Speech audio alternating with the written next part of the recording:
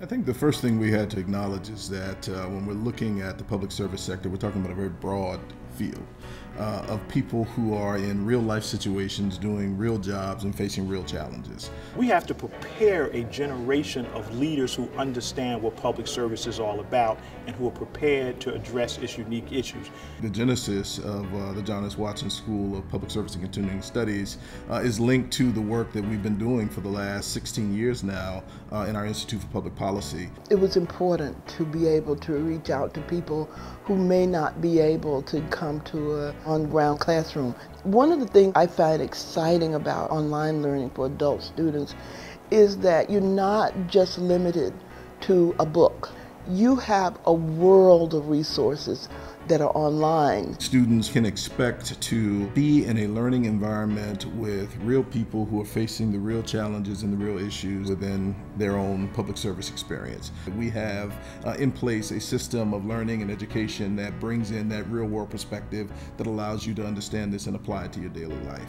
It's not going to be a theory or a book that they put up on the shelf. It's going to be something that they can take immediately from, say, that lesson that week and go back to their job and use it and make it tangible. I think the other element of why the graduate education piece, as we're sort of framing it, is so critical is that it enables you to then have the kind of interaction and network with other people who are engaged in similar kinds of experiences and real world experiences.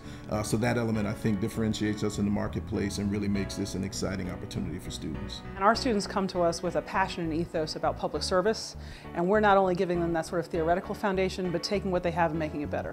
And that's been something we have really emphasized both in course construction and in the folks that we allow into the program. They have to have already had some professional experience. It was a wonderful experience. The online program really does give you some flexibility, as I work full-time as a hospital administrator, and I'm also a single mom.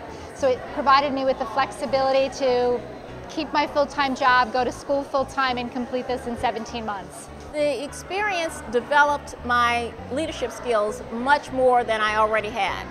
You always can build on success and skills that you have, and each class just was a stepping stone to build on the next. It's really all about group dynamics, making your organization be the best it can be, and then taking those specialized areas of interest and focusing on critical issues and policy in that area. We wanted to make sure that we were creating a rigorous program that spoke directly to the needs of the people within this broadly defined public service sector. So that element of making sure that it was a well-rounded area of study pool for people to select had to be a critical part of how we fashioned the curriculum for the course of study. And certainly the timeliness of our focus of these areas of studies, could not have been more relevant given what was going on in New Jersey and around the country. America has to do better about creating a class of focused leadership with the appropriate training to handle the many problems that comes with being in public service. So I applaud Thomas Edison for being at the forefront, being an innovator and looking at how do we improve the public sector.